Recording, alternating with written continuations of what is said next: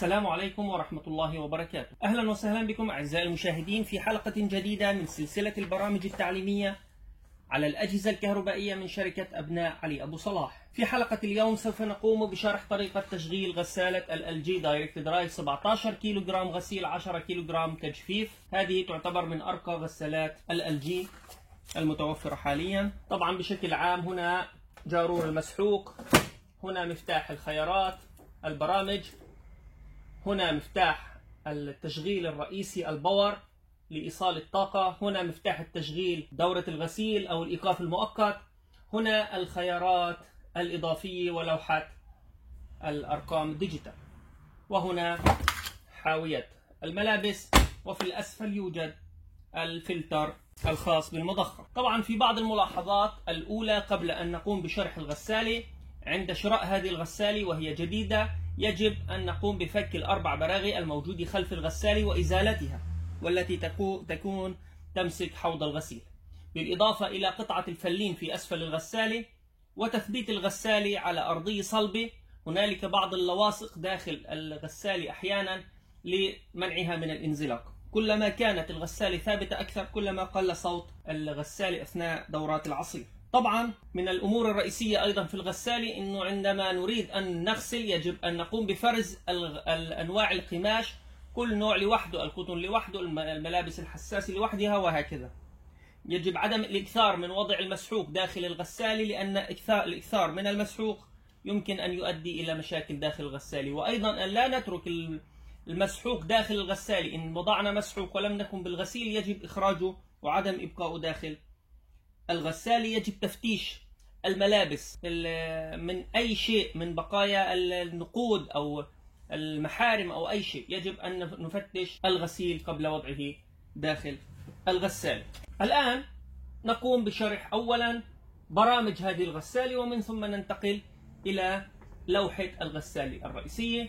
لدينا هنا باور، نقوم بتوصيل التيار الكهربائي للغسالة. نجد لدينا هنا العديد من البرامج.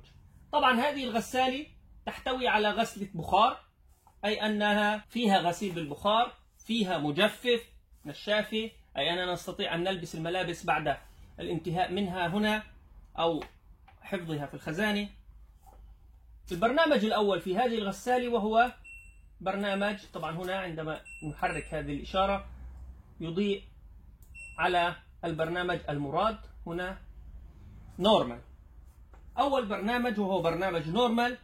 طبعا برنامج نورمال هو من البرامج الجيدة في هذه الغسالة للملابس السريعة، الملونة، القمصان، فساتين السهرة، البيجامات وما إلى ذلك، وحمولة القطن المتسخة بشكل عادي، والملابس الداخلية. لدينا برنامج بيبي كير، وبرنامج بيبي كير هو البرنامج الذي يعتني بملابس الأطفال قليلة الاتساخ، يزيل البقع الصلبة والبروتين، ويوفر أداء أفضل في شطف الملابس لإزالة بقايا المسحوق لتقليل الحساسية عند الأطفال. لدينا برنامج هايجين، وهو برنامج الغسيل في دورة ساخنة للملابس القطنية والملابس الداخلية وأغطية الوسادات والملاءات وملابس الأطفال. هذا البرنامج الهايجين يعتبر برنامج صحي. ستزيد درجة الحرارة لتصل إلى 95 كما نشاهدون، 95 عدد دورات العصر 800، وهذا يعني تعقيم أكثر للملابس. لدينا برنامج سبورت وير، وهو برنامج الملابس الرياضية المصنوعة من الكولماكس والجوريتكس والصوف والسيمباتكس. في هذا الخيار سنقوم بغسيل الملابس الرياضية مثل ملابس الركض وملابس الجري. لدينا برنامج إليرجي كير، وهو برنامج خاص بالعناية ضد الحساسية. إليرجي كير للعناية ضد الحساسية، لإزالة المواد المسببة للحساسية كالسوس وغبار الطلع وفراء القطط، وخاصة من الملابس القطنية، الملابس الداخلية، وأغطية الوسادات والملاءات وملابس الأطفال. أي أن هذا الخيار شبيه بالهايجين، ولكن هنا الحرارة تكون غير مختارة. في برنامج الهايجين تكون 95، هنا غير محدد. لدينا برنامج ستيم كلينينج، وهو برنامج يزيل التجاعيد خلال 25 دقيقة. هنا نجد 25 دقيقة. هذا البرنامج ليس برنامج للغسل، لا نضع مسحوق في هذا البرنامج لأنه خاص بإزالة التجاعيد إذا أردنا أن نكوي الملابس أو كانت الكرمشة عالي فيها نضع هذا الخيار ستيم كلينينج، فإن الغسالة ستقوم بإزالة التجاعيد بالبخار للقمصان والفساتين والبلوزات المصنوعة من القطن المختلط والبوليستر المختلط. لدينا أيضا هنا برنامج سبيد ووش أند دراي، وهذا البرنامج هو برنامج غسيل ومن ثم تجفيف في دورة واحدة، غسيل ومن ثم تجفيف. طبعا لكمية قليلة من الغسيل تقوم الغسالة بغسل هذا الغسيل ومن ثم تجفيفه خلال ساعة واحدة فقط. لدينا هنا في الجانب الآخر سبيد ووش الغسل السريع، وتوفر هذه الدورة غسيلا سريعا لحمولة صغيرة من الملابس بفترة زمنية قصيرة جدا، ويمكن استخدام الملابس، يمكن أن نضع الملابس الملونة قليلة الاتساخ في هذا البرنامج، ولكن الكمية تكون من 2 إلى 3 كيلوغرام فقط. ستغسل بسرعة كبيرة جدا، تقريبا أقل من نصف ساعة. لدينا هنا برنامج سايلنت ووش وهو الغسل الصامت. في هذا البرنامج فإن الغسالة ستقوم بعمل غسل للملابس بضوضاء قليلة، وخاصة للذين يقومون بغسيل الملابس في الليل، وخاصة في الدول التي تكون سعر الكهرباء فيها بالليل أرخص من النهار. طبعا في برنامج سايلنت ووش نستطيع أن نضع الملابس السريعة الملونة، القمصان، ملابس النوم، بيجامات وما إلى ذلك، وحمولة القطن المتسخة بشكل عادي، والملابس الداخلية، أي أنها شبيهة جدا ببرنامج النورمال. برنامج النورمال كما قلنا هو برنامج الملابس السريعة الملونة وبشكل عام الملابس القطنية، وفي برنامج سايلنت ووش هو شبيه جدا ببرنامج نورمال ولكن تكون الضوضاء فيه أقل. لدينا برنامج بيدنج كير وهو يزيل الرطوبة والروائح من المفارش دون الحاجة إلى غسلها، مثلا الألحفة، البطانيات والوسادات ووسائد الزينة والمفارش الأخرى. إذا أردنا أن نزيل الرطوبة منها دون أن نقوم بغسلها، دون استخدام مسحوق، دون استخدام الماء، فإن هذا البرنامج سيقوم بإزالة هذه الرطوبة من هذه الملابس، وخصوصا إذا انتهى الصيف وأردنا أن نحضر الملابس الشتوية التي كانت مخزنة، هذه الملابس ستكون فيها بعض الرطوبة، نضعها في هذا البرنامج ونقوم بتشغيله، فيزيل هذا البرنامج الرطوبة دون أن يقوم بغسل الملابس. لدينا برنامج ديوفيت وهو برنامج مخصص للأغراض الكبيرة مثل أغطية السرير والوسائد وأغطية الأريكة وما إلى ذلك، ملاءات القطن باستثناء الملابس الخاصة المصنوعة من الصوف مثلا أو الحرير أو الملابس الناعمة والحساسة. لدينا هنا برنامج وول وهو برنامج يتيح غسل أقمشة الصوف، ولكن يجب الانتباه أن يكون قد كتب على هذه المصنوعات أو المنسوجات الصوفية أنها قابلة للغسل بالغسالة فقط. لدينا أيضا برنامج رينس أند سبين، هذا البرنامج يقوم بعمل شطف للملابس ومن ثم تصريف المياه.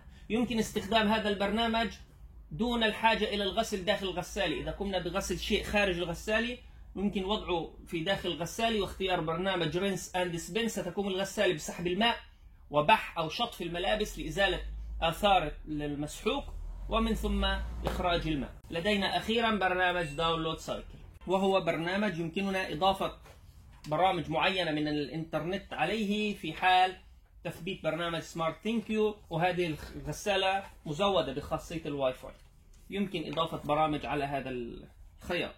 ولكن إذا لم نقم بتحميل برنامج على هذا الخيار وقمنا بتشغيل الغسالة فإنها ستقوم بعمل غسيل، دورة غسيل بارد، أي ستسحب الماء، ستغسل، ولكن هنا ستكون كولد.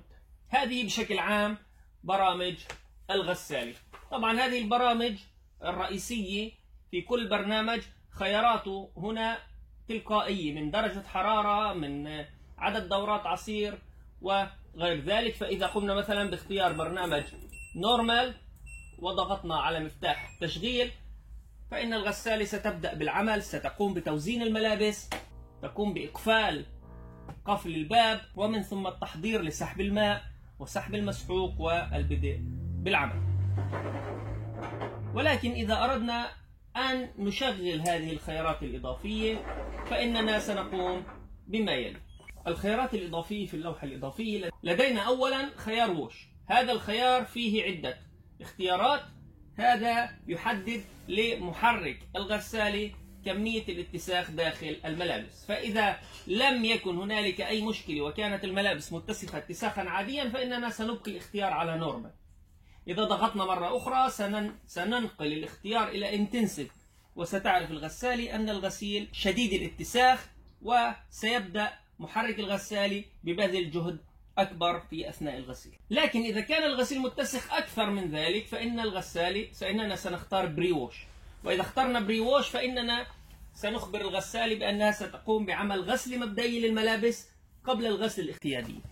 الغسل المبدئية لها جارور خاص بالمسحوق كما نشاهد هنا.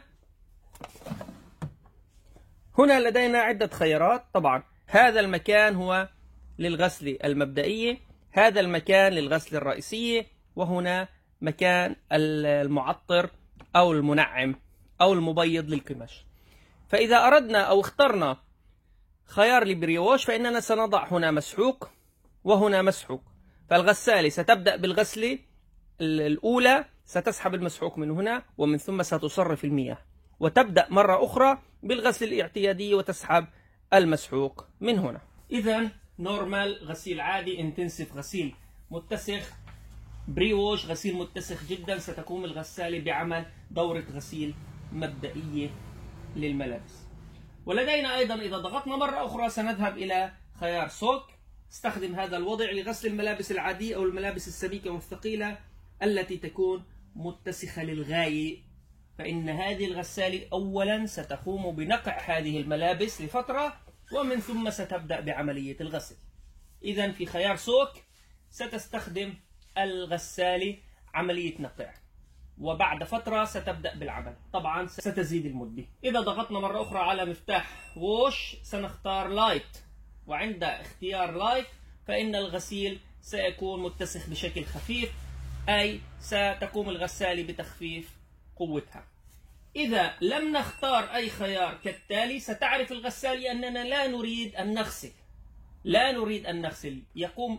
يسأل بعض المشاهدين إذا أردت التنشيف أو أردت عصر الملابس دون الغسيل. سنلغي خيار الغسل وسنختار مثلا خيار التجفيف وباقي الخيارات. عندئذ لن تقوم الغسالة بعمل عملية غسيل. الآن ننتقل إلى خيار رينس وهي خيار شطف الملابس. في هذا الخيار فإن الغسالة ستقوم بعملية شطف الملابس عند انتهاء الغسيل لإزالة بقايا المسحوق من الملابس. الغسالة بشكل عام ستقوم بهذه العملية لوحدها، ولكن في إذا كان هنا نورمال بعض الناس يريد أن يقوم بعمل شطفة إضافية فنختار رينس بلس. إذا ضغطنا مرة أخرى سنختار رينس بلس بلس، أي شطفتين للغسيل. إذا ضغطنا أن بلس هولد فإن الغسالة ستقوم بالتوقف بعد عملية الشطف الأخيرة في الغسالة، توقف مؤقت إلى أن نقوم بتشغيلها مرة أخرى. إذا ضغطنا R بلس هولد فإن الغسالة ستقوم بعمل شطفتين في نهاية دورة الغسيل ومن ثم تتوقف حتى نقوم بتشغيلها مرة أخرى. لدينا خيار سبين وهو خيار دورات عصر الملابس. إذا أردنا أن نختار دورات عصر الملابس لدينا 400 600 800 1000 1100 دورة، أو إلغاء عصر الملابس. كلما طبعا زادت دورات العصر كلما أدى ذلك إلى سرعة التجفيف وتقصير مدة التجفيف. لدينا هنا أيضا خيار تيمب وهو خيار درجة الحرارة. يمكن رفع درجة الحرارة طبعا لأي برنامج من البرامج إذا أردنا كولد 30 40 60 حتى 95. طبعا حسب نوع البرنامج، بعض البرامج لا يوجد فيها حرارة، بعضها يمكن أن نصل إلى درجة حرارة 95 درجة. إذا ضغطنا مفتاحي ووش أند رينس سويا لمدة 3 ثواني فإننا سنقوم بتقفيل قفل الأطفال. CL كلوز أي قفلنا مفتاح اللوحة، لا نستطيع أن نغير أي شيء منعا من عبث الأطفال. وإذا ضغطنا الكبستين مرة أخرى لمدة 3 ثواني سنلغي قفل الأطفال. إذا قمنا بالضغط على مفتاح سبين وتمبريتشر سويا لمدة 3 ثواني سنفعل خيار تيوب كلين TCL. وتيوب كلين هي دورة غسل الغسالة لنفسها. نقوم باختيار تيوب كلين ومن ثم نضع في جارور المسحوق مادة الكالجون أو ملعقة من بايكربونات الصوديوم الكربوني ونصف ملعقة من ملح الليمون، ونقوم بتشغيل الغسالة فتقوم بغسل نفسها بنفسها. لدينا الآن مفتاح اد ايتم وهو من الميزات الهامة في هذه الغسالة. فلو فرضنا أننا وضعنا الغسيل وقمنا بتشغيل البرنامج ومن ثم تذكرنا أننا نريد أن نضيف قطعة إلى الغسيل أو أن نخرج قطعة من الغسيل، فما علينا إلا أن نضغط اد ايتم. فمثلا هكذا الغسالة تعمل. تم قفل الباب. الآن أردنا أن نخرج شيء من الغسالة أو أن نضيف شيء، فإننا سنضغط، أو إذا أردنا أيضا أن نغير برنامج الغسيل سنضغط على اد ايتم، ننتظر قليلا، تم إلغاء القفل. طبعا هذا البرنامج في بداية الغسيل سيعمل فورا، ولكن إذا كان الماء ساخن وممتلئ داخل الغسالة فإن هذا البرنامج سيأخذ بعض الوقت حتى يبرد الماء، ثم نستطيع فتح الباب وإضافة أو إزالة أي قطعة. طبعا وأيضا يمكننا تغيير البرنامج من خلال هذا المفتاح واستخدام برنامج آخر. لدينا الآن أيضا مفتاح تايم ديلي وهو مفتاح تأخير تشغيل الغسالة. فإذا أردنا أن نضع الغسيل ونختار البرنامج وتأخير وقت عمل البرنامج، أي أن تعمل الغسالة مثلا بعد 5 ساعات 10 ساعات حتى 20 ساعة، سنضع الغسيل، سنختار الوقت الذي نريد مثلا 10 ساعات ومن ثم سنضغط مفتاح بلاي، فإن الغسالة ستبدأ بالعمل بعد المدة التي قمنا باختيارها. إذا قمنا بالضغط على مفتاح تايم ديلي لمدة 5 ثواني سنفعل خيار الواي فاي وهو للتحكم بالغسالة عن بعد في برنامج سمارت ثينك يو ومعرفة أعطال الغسالة وتشغيلها أو تحميل تطبيقات على الداونلود سايكل. وكذلك برنامج ريموت ستارت إذا ضغطنا عليه لمدة 5 ثواني سنقوم بتفعيل هذا الخيار. سنترك شرح هذا الخيار إلى نهاية الفيديو إن شاء الله. لدينا هنا مفتاح ستيم. في بعض البرامج نستطيع أن نضيف غسلة بخار، مثلا في برنامج قطن هو غسيل عادي، لكن إذا أردنا أن تقوم الغسالة بعمل غسلة بخار في نهاية الغسيل فإننا سنختار ستيم، فإن الغسالة عندئذ ستقوم بعمل غسلة بخار في نهاية دورتها. لدينا مفتاح تيربو ووش وهو أيضا من الميزات الهامة في هذه الغسالة. فإذا قمنا باختيار برنامج نورمال أو برنامج القطن فإن المدة ستكون مثلا 3 ساعات. إذا ضغطنا على تيربو ووش ستقل المدة تقريبا النصف، ولكن ستبقى الغسالة تنظف بنفس القوة ولن تقل قوة الغسالة، وإنما فقط سيقل البرنامج. هذا بشكل عام أهم البرامج. ننتقل الآن إلى برامج التجفيف. طبعا كما قلنا سابقا هنالك برنامج اسمه سبيد اند دراي. هنا إذا قمنا باختياره فإن الغسالة ستقوم بعمل غسل سريعة ومن ثم تجفيفها. هذا في البرامج. ولكن إذا أردنا أن نغسل برنامج القطن برنامج نورمال وأردنا تجفيف الملابس فلدينا عدة خيارات. الخيار الأول وهو التجفيف بالوقت. فإذا قمنا بالضغط على مفتاح تايم دراي فإن مثلا الكبسة الأولى سنختار نصف ساعة، الكبسة الثانية سنختار ساعة، ثم ساعة ونصف، ثم ساعتين، ثم ساعتين ونصف، وهكذا. أي أننا إذا اخترنا ساعة مثلا وضغطنا على مفتاح التشغيل ستقوم الغسالة أولا بالغسيل كما نشاهد هنا خطوات العمل بالغسيل، ثم الشطف، ثم عصر الملابس، ثم تجفيفها والانتهاء من البرنامج. ولكن يمكننا استخدام برنامج آخر وليس برنامج الوقت وهو برنامج اير دراي. في برنامج اير دراي فإننا سنقوم بالتجفيف باستخدام الهواء. في هذا البرنامج سنقلل من استخدام الطاقة والماء أثناء دورة التجفيف، وهذا البرنامج سيأخذ وقت أكثر ولكنه الأفضل للتجفيف. لدينا أيضا برنامج تيربو دراي وهذا برنامج التجفيف السريع فائق السرعة لتقليل الوقت أثناء دورة التجفيف. الآن إذا أردنا التجفيف دون الغسيل دون غسل الملابس كل ما علينا هو أن نلغي برنامج الغسيل من هنا التغى برنامج الغسيل. يمكن عصر الملابس وشطفها، شطف الملابس وعصرها ومن ثم التجفيف. إذا أردنا فقط التجفيف دون العصر ودون الشطف فإننا أيضا نلغي الشطف ونلغي العصر وبقي لدينا دراي. فإذا قمنا بتشغيل الغسالة الآن، اخترنا تيربو دراي، وضعنا الملابس المبتلة التي قمنا بغسلها خارج الغسالة وقمنا بالضغط على مفتاح التشغيل، فإن الغسالة فقط سنقوم بعملية التجفيف. طبعا في برامج الغسيل العادي، إذا اخترنا برنامج غسيل عادي وأردنا أن نجفف، فإننا إذا قمنا بزيادة برنامج العصر إلى 1100 فإننا سنساعد الغسالة في عمل تجفيف أسرع. وملاحظة، في حال أنهت الغسالة التجفيف فإنها ستعطي إشارة على هنا أنها أنهت.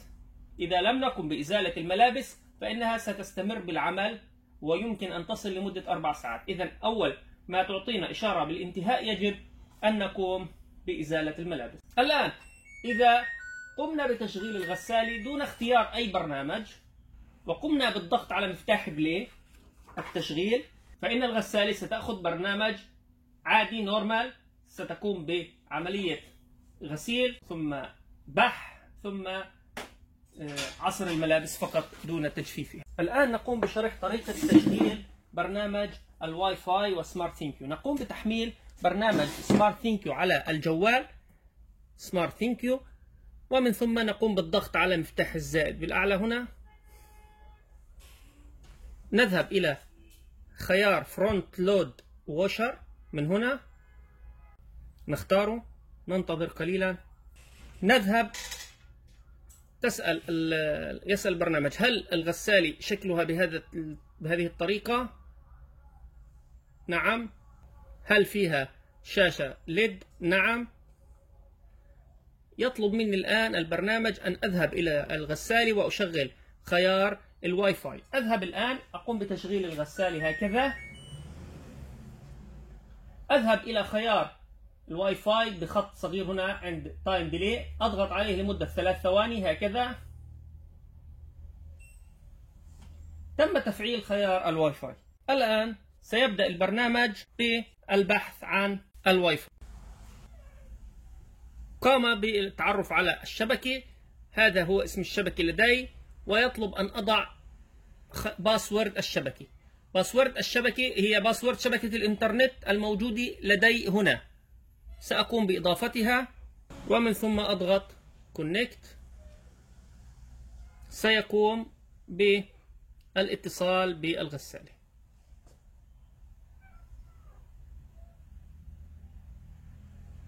بدأ الاتصال. ها هي الغسالة موجودة هنا في الجهاز. نضغط عليها. يقول لي أن هنالك تحديث موجود للغسالة، يمكن تحديث الفريم وير الخاص بها. أقول نعم. فسيبدأ بعمل تحديث للغسالة وبرنامجها. ننتظر حتى انتهاء. هكذا تم الانتهاء من التحديث.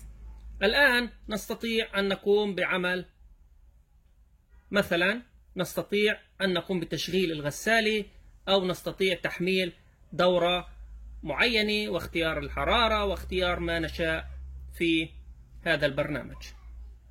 طبعا ما قمنا به الآن هو أننا نستطيع التحكم في الغسالة، معرفة الأعطال أو إضافة برنامج. ولكن إذا كنا على نفس الشبكة، إذا أردنا أن نتحكم في الغسالة من خارج المنزل من شبكات إنترنت أخرى من أي مكان في العالم، فإننا سنذهب إلى خيار ريموت ستارت ونضغط عليه لمدة 5 ثواني فيتفعل. هذه الإشارة تتفعل. الآن سنستطيع التحكم بالغسالة من أي مكان في العالم. أغلق الباب، هنا تم إغلاق الباب، وسيتم التحكم بالغسالة فقط عن طريق برنامج الجوال، ويمكن إلغاء هذا البرنامج. أخيرا، فإن خيار ريموت ستارت لا يعمل إلا بعد تعريف برنامج الواي فاي كما أشرنا سابقا. الآن هنالك الفلتر السفلي للغسالة من هنا. هذا الفلتر يجب تنظيفه كل شهر مرة تقريبا حتى لا يكون هنالك أي بقايا للملابس، نقود أو قطع معدنية أو ما شابه ذلك. هذا كل شيء بخصوص غسالة LG. 17 كيلو جرام من الغسيل، 10 كيلو جرام من التنشيف، دايركت درايف، 6 موشن، ترو ستيم، المزودة بمجفف. شكرا لكم، شكرا لحسن استماعكم، والسلام عليكم ورحمة الله وبركاته.